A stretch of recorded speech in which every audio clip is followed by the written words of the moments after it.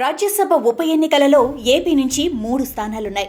Majority సభ్యులను బట్టి చూస్తే ఆ 3 స్థానాలు కూటమి అభ్యర్థులే గెలుచుకుంటారు అనటంలో ఎలాంటి సందేహమూ లేదు. అసలు ఆ 3 స్థానాలు ఖాళీ ఎందుకయ్యాయంటే వైసీపీ నుంచి రాజ్యసభకు ఎన్నికైన ఎంపీలలో 3 ఆర్ కృష్ణయ్య, మోపిదేవి వెంకటరమణ, బీద మస్తాన్రావులు రాజీనామా చేశారు.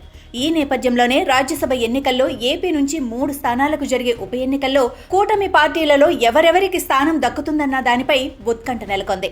అయితే సహజంగానే తెలుగుదేశం ఈ స్థానాలలో పోటీ చేయాలని భావిస్తున్నప్పటికీ మిత్రధర్మంలో భాగంగా ఒక స్థానాన్ని బీజేపీ, జనసేనలో ఏదో ఒక పార్టీకి వదిలివేయటానికి సుముఖంగా ఉంది.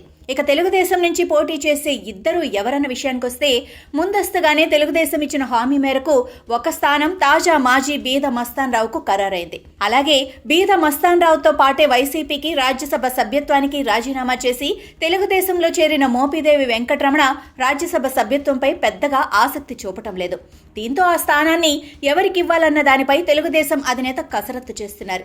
ఇక ఆర్ కృష్ణయ్య రాజీనామాతో ఖాళీ అయిన స్థానాన్ని జనసేన అధినేత పవన్ కళ్యాణ్ సోదరుడు నాగబాబుకిస్తారన్న ప్రచారం జోరుగా సాగినా స్వయంగా నాగబాబే అదంతా ప్రచారం మాత్రమేనని ఎక్స్ వేదిక ద్వారా స్పష్టం చేశారు. తన సోదరుడు హస్తిన పర్యటన తనకు రాజ్యసభ స్థానం కోసమే అంటూ జరుగుతున్న ప్రచారానికి చుక్క పెట్టేస్తూ పవన్ కళ్యాణ్ రాష్ట్ర ప్రయోజనాల కోసమే నిలబడతారు కానీ స్వార్థం కోసం కాదని క్లారిటీ ఇస్తూ ఆయన హస్తిన పర్యటనతో తనకు రాజ్యసభ స్థానం కోసం ఎలాంటి ప్రయత్నాలు లేవని కుండబద్దలు కొట్టేశారు. దీంతో ఇప్పుడు ఆ 3వ స్థానం ఎవరిది అన్న విషయంపై రాజకీయ వర్గాలలో పెద్ద ఎత్తున చర్చ జరుగుతోంది.